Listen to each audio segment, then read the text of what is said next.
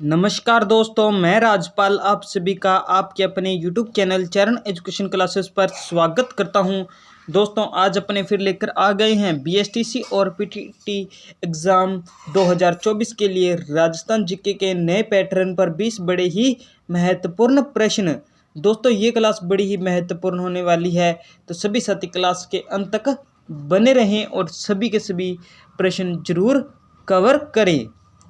आज का अपना पहला और महत्वपूर्ण प्रश्न है, भीलों और ग्रासियों को एकत्र करने के लिए किसने संप सभा की स्थापना की? ऑप्शन है मोतीलाल तेजावत, भोगीलाल पांड्या, गोविंद गिरी, जोरावर सिंह है। तो कमेंट सेक्शन में आप बताएं कि भीलों और ग्रासियों को एकत्र करने के लिए किसने संप सभा की स्थापना की। तो दोस्तों, इसका सही जवाब होगा गोविंद गिरी। गोविंद गिरी ने संप सभा की स्थापना की थी। आज का अपना अगला और महत्वपूर्ण प्रश्न है, हाड़ौती का सुरंगा मेला कहा जाता है। हाड़ौती का सुरंगा मेला किसे कहते हैं? ऑप्शन है रामदेवरा मेले को, पर्वतसर मेले को, पुष्कर मेले को, चंद्रभागा मेले को। सभी साथी कमेंट सेक्शन में बताएं कि हाड़ौती का सुरंगा मेला किसे कहते हैं। जल्दी से सभी साथी आंसर कमेंट कर दें। तो इसका करेक्ट आंसर होगा चंद्रभागा मेले को हाड़ौती का सुरंगा मेला कहते हैं। हाड़ौती का सुरंगा मेला किसे कहते हैं? चंद्रभागा मेले को। अगला प्रश्न है, अंजुमन खादिम उल इस्लाम की स्थापना निम्न में से किस रियासत में हुई? अंजुमन खादिम उल इस्लाम की स्थापना किस रियासत में हुई? ऑप्शन है अजमेर, जयपुर, जोधपुर, अलवर। सभी साथी कमेंट सेक्शन में बताएं। तो इसका सही जवाब क्या होगा? अलवर। अलवर रियासत में अंजुमन खादिम उल इस्लाम की स्थापना हुई थी। अगला प्रश्न है, दूध व खारा आंदोलन किस राज्य से संबंधित है? दूध व खारा आंदोलन किस राज्य से संबंधित है? ऑप्शन है जोधपुर, जैसलमेर, बीकानेर, जयपुर।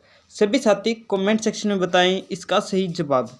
तो इसका सही जवाब होगा दूध व खारा आंदोलन बीकानेर रियासत से संबंधित है। सही जवाब क्या है? सी ऑप्शन, बीकानेर रियासत।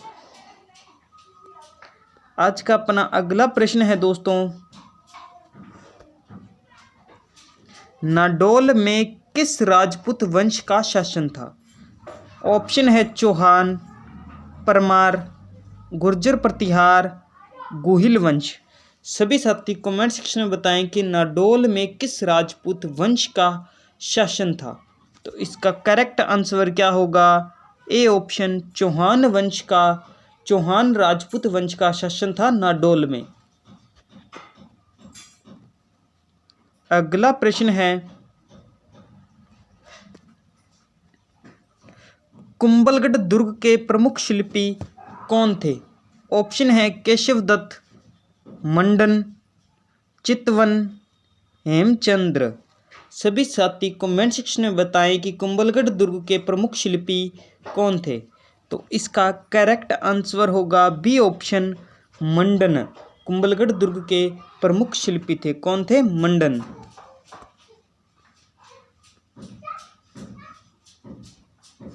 महाराणा प्रताप के किस सौतेले भाई को अकबर ने जहाजपुर की जागीर प्रदान की थी? ऑप्शन है उदय सिंह हैं, शक्ति सिंह हैं, जगमाल सिंह हैं, माधो सिंह हैं। सभी साथी कमेंट सेक्शन में बताएं कि महाराणा प्रताप के किस सौतेले भाई को अकबर ने जहाजपुर की जागीर प्रदान की थी। तो इसका करेक्ट आंसर क्या है दोस्तों? जगमाल सिंह है। सही जवाब क्या है? सी ऑप्शन, महाराणा प्रताप के सौतेले भाई जगमाल सिंह को अकबर ने जहाजपुर की जागीर प्रदान की थी। अगला प्रश्न है, सरगासुली इसर लाट का निर्माण किसने करवाया? सरगासुली इसरलाट का निर्माण किसने करवाया? ऑप्शन है सवाई ईश्वर सिंह हैं, सवाई माधो सिंह हैं, सवाई प्रताप सिंह हैं, सवाई मान सिंह। सभी साथी कमेंट सेक्शन में बताएं कि सरगासूली इसरलाट का निर्माण किसने करवाया था।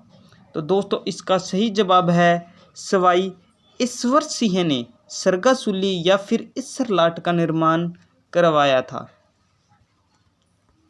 दोस्तों ये प्रश्न बड़े ही महत्वपूर्ण है और बीएसटीसी और पीटीटी एग्जाम में ऐसे ही प्रश्न पूछे जाते हैं। भगत आंदोलन में शीर्षक के नाम से पुस्तक के लेखक है। भगत आंदोलन में शीर्षक के नाम से पुस्तक के लेखक कौन है? ऑप्शन है GN शर्मा, VK वशिष्ठ, रीमा हुज्जा, पेमा राम।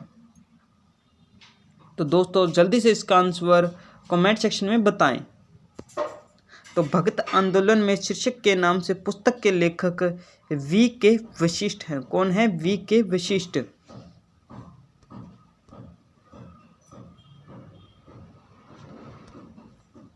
निम्न में से गलत को पहचानिए।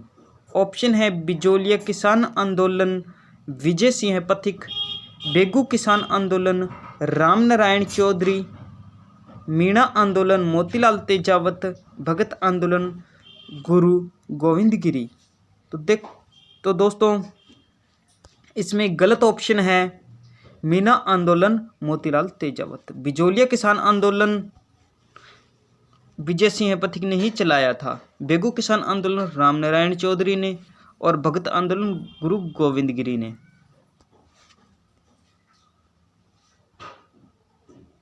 अगला प्रश्न है भारत सरकार ने 5 जनवरी 1949 को सिरोही का प्रशासन किस सरकार को सौंपा? ऑप्शन है मध्य प्रदेश, बम्बई, गुजरात, राजस्थान। सभी साथी कमेंट सेक्शन में बताएं कि भारत सरकार ने 5 जनवरी 1949 को सिरोही का प्रशासन किस सरकार को सौंपा था? तो इसका करेक्ट आंसर है बम्बई सरकार को 5 जनवरी 1949 को सिरोही का प्रशासन सौंपा था।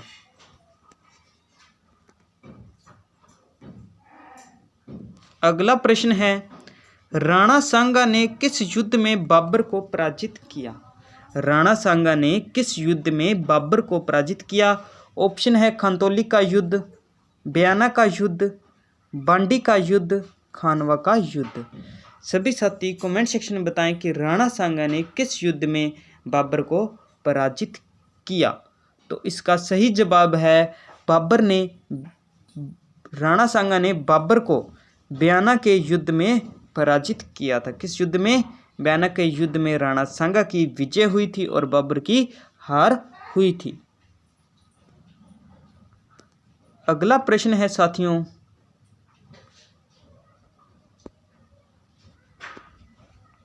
रानी कर्मावती के जौहर का उल्लेख किस अभिलेख में मिलता है?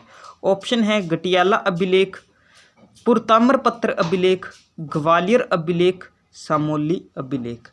जल्दी से इसका करेक्ट आंसर कमेंट कर दो। तो दोस्तों इसका सही जवाब है पुरताम्रपत्र अभिलेख में रानी कर्मावती के जौहर का उल्लेख मिलता है। अगला प्रश्न है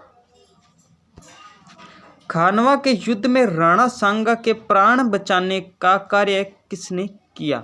झाला बिंदा ने, झाला मन्ना ने, झाला अज्जा ने, अलाउद्दीन ने। तो इसका सही जवाब क्या होगा दोस्तों? तो इसका सही जवाब होगा सी ऑप्शन, झाला अज्जा ने खानवा के युद्ध में राणा सांगा के प्राणों की रक्षा की थी।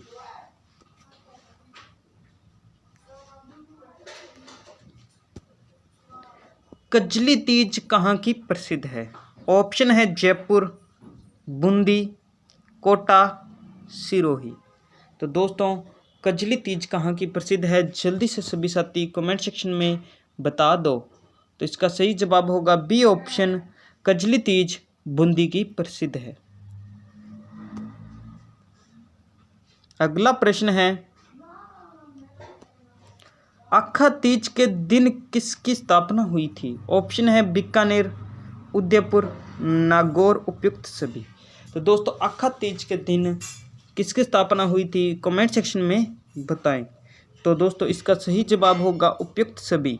आखा तीज के दिन बीकानेर, उदयपुर और नागौर की स्थापना हुई थी। तीनों ही सही जवाब।